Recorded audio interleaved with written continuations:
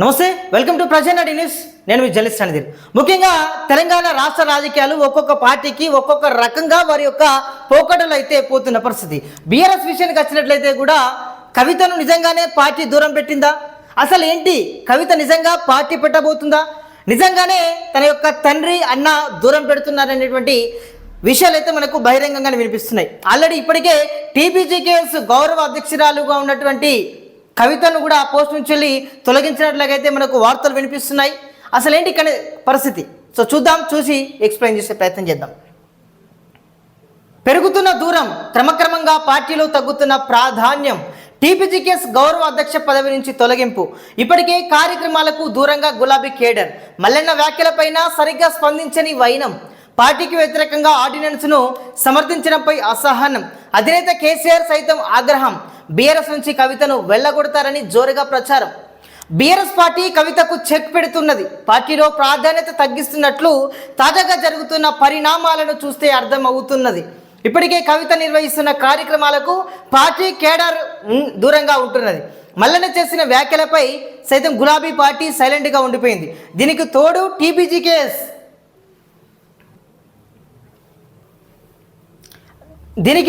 TBGKS incharge బాధ్యతలను కొప్పుల ఈశ్వర్కు అప్పగించింది. దీంతో కవితను పార్టీ నుంచి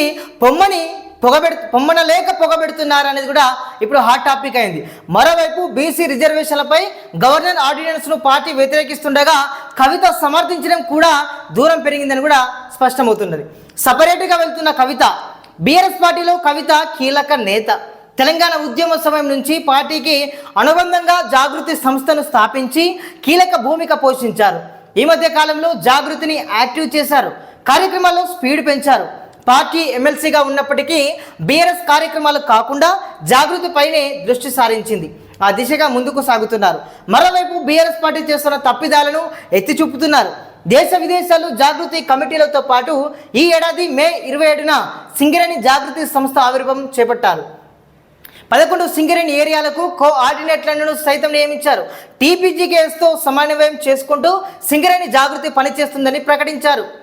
ఇక సింగరేణి జాగృతికి అనుబంధంగా మహిళా విభాగం కూడా ఏర్పాటు చేస్తామన్నారు. ఇప్పటికే తెలంగాణ బొగ్గుగని కార్మిక సంఘం గౌరవ అధ్యక్షురాలిగా పనిచేస్తున్న కార్మికుల సమస్యలు, సింగరేణి ప్రైవేటు పరం కాకుండా ఉద్యమాలు సైతం చేపట్టారు కవిత. ఇక ఇండైరెక్ట్గా హింటిస్తున్న పార్టీ, కాళేశ్వరం కమిషన్ విచారణకు హాజరు కావాలని కేసీఆర్కు నోటీస్ ఇవ్వడాన్ని ఖండిస్తూ పార్టీ ఇలాంటి కార్యక్రమాలు చేపట్టడం లేదని పేర్కొంటూ ఘాటుగా కవిత స్పందించి పార్టీపై, వర్కింగ్ ప్రెసిడెంట్పై, నేతలపైన పరోక్షంగా వ్యాఖ్యలు చేశారు. ఈ వ్యాఖ్యలపై ఎవరూ స్పందించలేదు. ప్రభుత్వంపై చేపడుతున్న నిరసన ధర్నాలకు పార్టీ నేతలు దూరంగా ఉంటున్నారు. కేవలం జాగృతి నేతలు మాత్రమే హాజరవుతున్నారు. ఈ మధ్య కాలంలో ఎమ్మెల్సీ తీన్మార్ మల్లన్న చేసిన వ్యాఖ్యలపైన పార్టీ నుంచి కీలక నేతలు ఎవరూ స్పందించింది లేదు. దీంతో పార్టీ స్పందించకపోవడం నాయకుల విజ్ఞతకి వదిలేస్తున్నట్లు కూడా కవిత పేర్కొన్నటువంటి పరిస్థితి అయితే కనబడుతుంది. మరి పొమ్మనలేక పొగబెడుతున్నారా? మరోవైపు బీసీ రిజర్వేషన్ల వైపు రాష్ట్ర ప్రభుత్వం గవర్నెన్స్కు ఆర్డినెన్స్ పంపడాన్ని బీఆర్ఎస్ పార్టీ వ్యతిరేకించింది. రాష్ట్రపతి వద్ద బిల్లు పెండింగ్లో ఉండగా ఆర్డినెన్స్ తేవడం మోసం తప్ప మరొకటి కాదని మండిపడుతున్నది. అయితే కవిత మాత్రం బీసీ రిజర్వేషన్ల కోసం ప్రభుత్వం తీసుకొచ్చిన ఆర్డినెన్స్ కరెక్టే అని, పంచాయతీరాజ్ చట్ట సవరణపై రాష్ట్ర క్యాబినెట్ చేసిన తీర్మానంను సమర్థిస్తున్నానని న్యాయ నిపుణులతో చర్చించిన తర్వాతే ఆర్డినెన్స్కు సపోర్ట్ చేశానని కూడా స్పష్టం చేశారు. మొత్తానికైతే ఒక హాట్ టాపిక్గా, అంటే నా దారికి రావాల్సిందినటువంటి మాటలు కూడా ఇక్కడ మాట్లాడుతుంది. రిజర్వేషన్లపై ప్రభుత్వ ఆర్డినెన్స్ కరెక్టే, న్యాయ నిపుణులతో చర్చించిన తర్వాతే మద్దతు. మల్లన్న వ్యాఖ్యలపై బీఆర్ఎస్ స్పందించలేదు, అది వాళ్ళ విజ్ఞతగా వదిలేస్తున్నా, బనకచెర్ల ఆపకపోతే న్యాయ పోరాటం చేస్తా అని కవిత అంటున్న పరిస్థితి. నిజంగా మరి పార్టీలో ఏం జరుగుతుంది? సరే, ఒక పార్టీ అంటే కుటుంబం. ఆ కుటుంబంలో ఒక వ్యక్తిని కానీ ఇలా తిట్టినా కూడా, కొట్టినా కూడా తప్పనిసరిగా స్పందించాల్సిందే, దాన్ని ఖండించాల్సిందే. మరి ఇప్పటి వరకు కూడా బీఆర్ఎస్ పార్టీ తరఫున ఇప్పటి వరకు కూడా ఎవరు స్పందించినటువంటి పాపాన పోలేదు. ఒక్కరు కాదు కదా, ఎవ్వరు కూడా ఒక ప్రెస్ మీట్ పెట్టినటువంటి పరిస్థితి లేదు. మరి వాళ్ళకు కూడా ఉంటుంది కదా ఈగో. కాబట్టి నేను పట్టించుకోలేదు అనేటువంటి పరిస్థితి కూడా వచ్చిందని కూడా కవిత పేర్కొంటున్నారు. బనకచెర్లపై ఏదైతే ఉందో ఆపకపోతే న్యాయ పోరాటం చేస్తా, ఎట్లయితే ప్రభుత్వం ఆ రిజర్వేషన్లపై ఆర్డినెన్స్ విషయంలో కూడా అన్నీ తెలుసుకున్నాకనే వాటికి సపోర్ట్ చేస్తా, సంబరంలో పాల్గొన్నా, అనేటువంటి విషయాలను కూడా ఆమె చెప్పడం జరిగింది. సో మరి ఇప్పటికీ కూడా మరి కేటీఆర్ కానీ, కేసీఆర్ కానీ, హరీష్ రావు కానీ ఇతర ఏ ఒక్క నాయకుడు కూడా స్పందించినటువంటి పరిస్థితి. మరి నిజంగా పుమ్మల లేఖనే పొగబెడుతున్నారా అంటే ఒక రకంగా చెప్పాలంటే రాజకీయ వర్గాల్లో కూడా అవుననేటువంటి టాక్ అయితే వినిపిస్తుంది. మరి నిజంగా జాగృతి విషయంలో కవిత ముందుకు వెళ్తుంది. అంటే జాగృతి అంటే బీఆర్ఎస్ విషయంలో కాకుండా తెలంగాణ జాగృతి అనేటువంటి ఆ యొక్క దాని విషయంలో కూడా సమర్థవంతంగా పనిచేస్తుంది. కోఆర్డినేటర్ని కూడా నియమించింది. మరి రానున్న రోజులలో మరి కొత్త పార్టీ పెడుతుందా? ఆ యొక్క క్యాడర్లోనే ఒక్కొక్కరిని కూడా ఎమ్మెల్యేగా పోటీ చేసేలా ఆమె ఏమన్నా ప్లాన్ సిద్ధం చేసుకున్నారనేటువంటి విషయాలు కూడా మనం ఒకసారి ఆలోచించుకోవాలి. ఎందుకంటే సైలెంట్గా ఉంటే రానున్న రోజుల్లో ఒక రకంగా చెప్పాలంటే ఎక్కడో బాంబు వేల్చేటువంటి పరిస్థితి ఉంటుంది.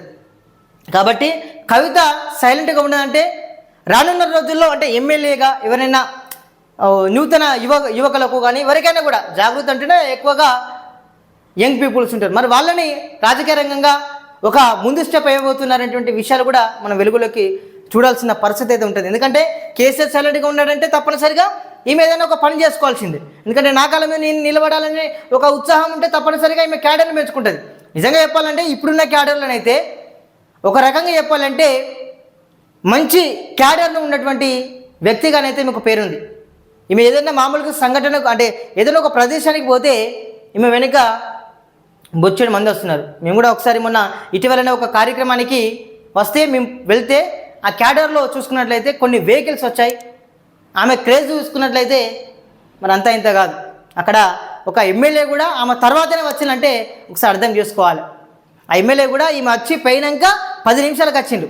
అంటే అప్పటి వరకు అక్కడ ఒక పండుగ వాతావరణం ఉంటే ఇంకొక ఎమ్మెల్యే అధికార పార్టీ ఎమ్మెల్యే వస్తే ఆ పరిస్థితి అంటే మొత్తం అక్కడ బోసిపోయినట్టుగానే కనిపించింది. అంటే ఆమె క్రేజ్ కూడా ఉంది.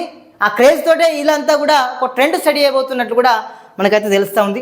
సో ఏది ఏమైనా కూడా మరి పార్టీ పెడతారా లేకపోతే ఇదే పార్టీలోనే ఇంకా అసలు పార్టీలో ఉన్నట్లా లేనట్లా అనేది కూడా ఒక డైలమా ఉంది. మరి కేసీఆర్ ఎట్లా దిశానిర్దేశం చేస్తారు, ఎలా ఉండబోతుంది పరిస్థితి చూద్దాం. మరి చూస్తానండి ప్రజానడి. Thank you so much.